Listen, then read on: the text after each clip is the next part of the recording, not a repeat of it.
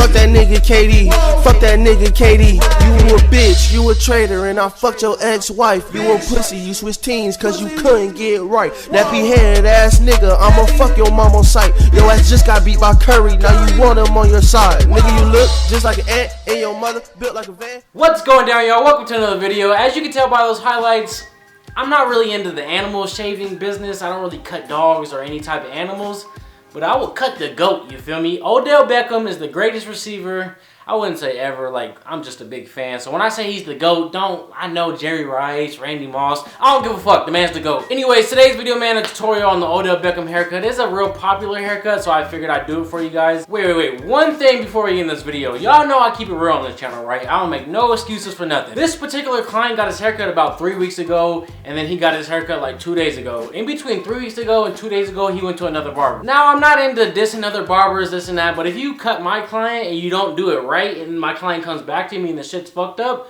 I don't fuck with that. So one thing you have to know about is his design in the back. The Odell Beckham design in the back was so off balance. One side was extremely high and the other one was extremely low. So in the video, I'm trying to do my best not to fuck it up. What I should have done is I should have waited another week, let the hair grow back, let the design go back. But I'm doing these videos for you guys, so I had to make it work. Y'all understand what I'm saying? So if you see the design, just know that I didn't fuck it up. With that being said, man, let's get to the video.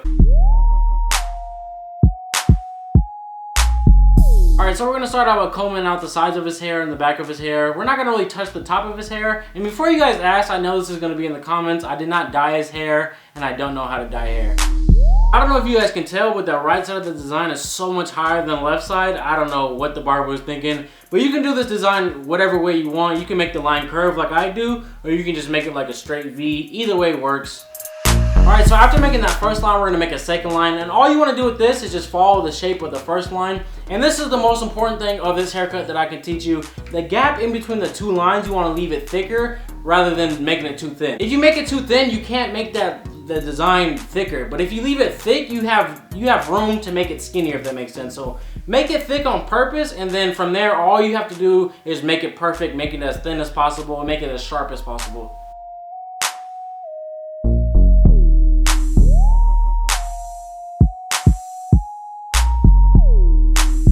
And after you get the design that you want, the width that you want, all you want to do is flip that clipper over and knock out the hair underneath the design. And after I did the left side of his head, at this point I was just trying to make it as proportional as possible, not look so off balance, because the shit was so off balance, man. But this is basically a rough draft. Later on, after I do his fade on the sides, I come back and I make that design more symmetrical, more proportional. But for right now, it's just a rough draft. This is what I would tell you guys to do, is make a rough draft to save time. You don't want to make this perfect and then you come back anyways and just keep hitting it. So just do a rough draft, and then after the fade, come back and make that design as proportional, as symmetrical as possible. Now we're going to fade out the side of his hair, and this haircut is so easy. I think it's such a famous haircut that it looks hard to do, but it's really not. There's not that much space we need to fade. So I just take my offset fast feature and make my first guideline with the lever closed. And after that, you just open that guideline and make another guideline right on top of that. If you've seen any of my videos, the steps are the same in any video. And right there, I don't know if you caught that, I was pointing out to leave the hair closer to the hairline dark, so when we do line it up, it stands out more. And in between those two layers, just open and close, flick out in between the two layers to knock that line out.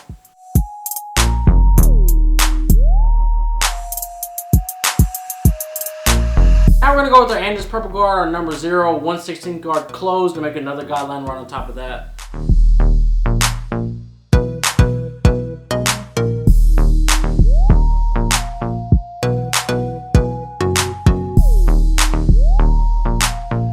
So in between that 1/16 back down to no guard all the way open, we're going to go no guard all the way open and just flick that line out in between the two layers.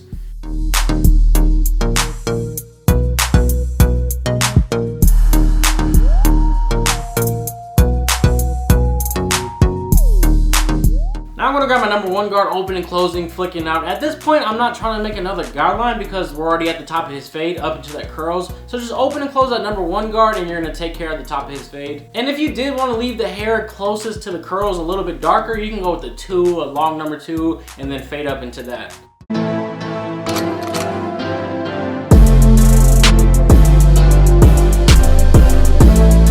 In between the opening closing of that number 1 down to that number 116 guard close, we're gonna grab our number 116 guard open and close to fade up into that number 1 guard open and closing. So basically we're going 1/16 to a 1, in between there just open and close a 1/16. And right here I'm going with the grain to lay down the hair closest to the curls down into the fade. So just go with the grain and be careful you don't knock off any hair you don't want to.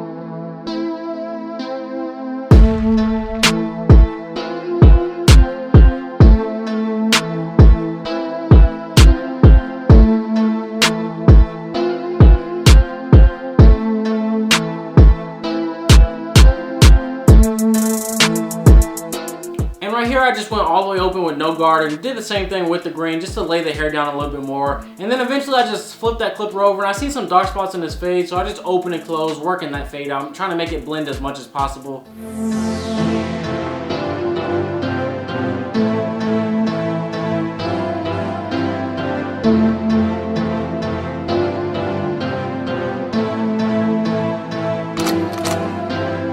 To knock out that line that we initially created with our wall detailers, I'm going to take my Andis TL liners. You can take whatever liners that you have and just use the corner of that blade to flick that line out. I don't even know if the line is present, like I don't know if you guys can see it, but I'm such a perfectionist that I have to hit it.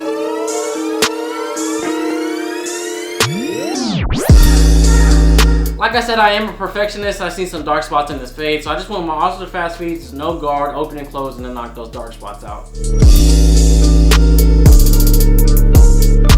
Now to knock out the very bottom of his fade to make it really bald, I go with my 5-star shaver from Wall and flick out. Make sure you guys flick out because you don't want to create another guideline at this point.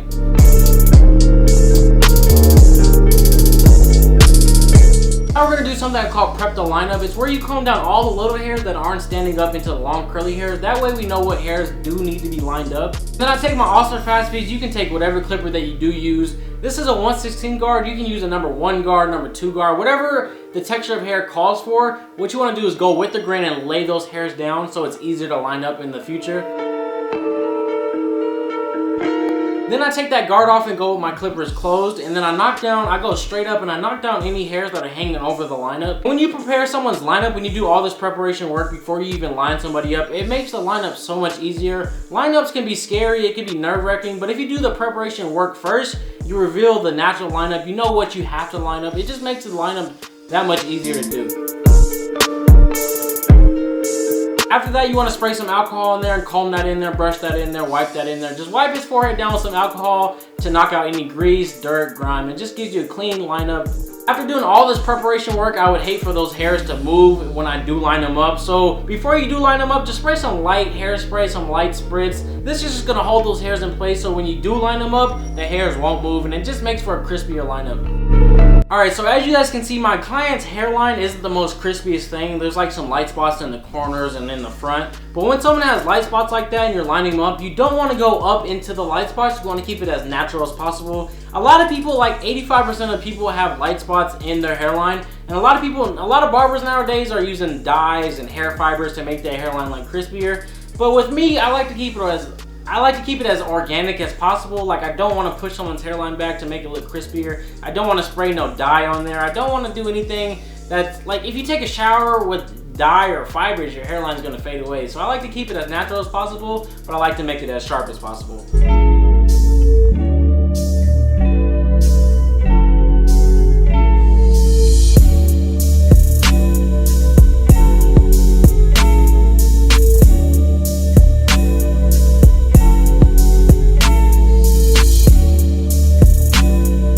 After you're done connecting someone's hairline, you always want to step back from a further distance because that way you can actually see if his hairline's straight. And if it's not straight, just make some adjustments and make it straight. If you guys have been watching my videos for a long time, I've done nothing but dry shave. Dry shaves means no shave gel, no shaving cream or anything like that, just razor and skin. But I've been using shave gel lately and it's been working for me. When using the razor, all you want to do is watch out for these pimples. That's what I was pointing out right here. Just watch out for the pimples because if you nick a pimple, it bleeds and it's just a mess. So just watch out for pimples, watch out for pimples, pull the skin, keep the razor flat, and don't cut nobody.